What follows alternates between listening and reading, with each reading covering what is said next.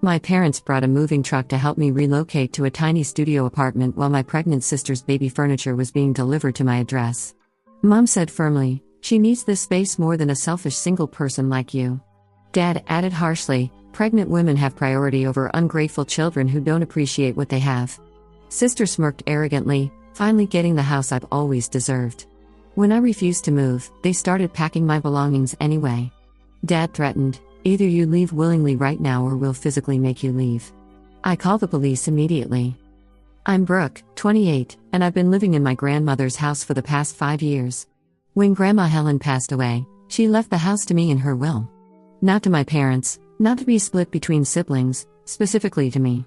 The house isn't huge, but it's a beautiful 3-bedroom ranch with a big backyard in a great neighborhood. My grandmother and I were incredibly close. I was the one who visited her every week, helped with groceries, drove her to doctor appointments, and stayed with her during her final months. My parents and my sister Natalie visited maybe twice a year. Natalie is 26, married to her husband Derek, and they've been trying for a baby for about a year.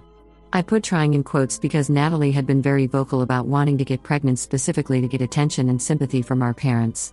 She's always been the golden child, but she wanted to cement her position as the family favorite.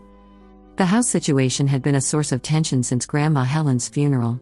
My parents kept making jokes about how I didn't need all that space and how it would be perfect for a growing family. I ignored these comments because the house was legally mine, and I'd been covering all the property taxes, utilities, insurance, and maintenance costs while living there. Everything changed last month when Natalie announced she was pregnant. Suddenly, the jokes became more frequent and pointed. My mom, Susan, started talking about how babies need proper space and how it was selfish for single people to have large homes. My dad, Robert, chimed in with comments about family priorities and how I should think about what Grandma Helen would have wanted. The truth is, I knew exactly what Grandma Helen wanted.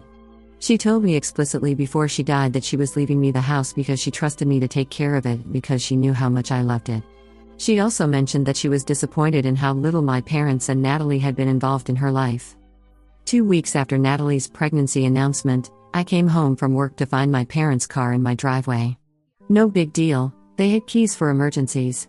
But when I walked inside, I found them measuring rooms and taking photos. When I asked what they were doing, Mom said they were just looking at the space and thinking about the future. I told them firmly that if they wanted to visit, they needed to call first, and that I wasn't comfortable with them measuring my house without permission. Dad laughed and said I was being dramatic and territorial. That should have been my first warning sign. The next week, Natalie called me crying. She said she and Derek had been looking at houses but couldn't find anything in their budget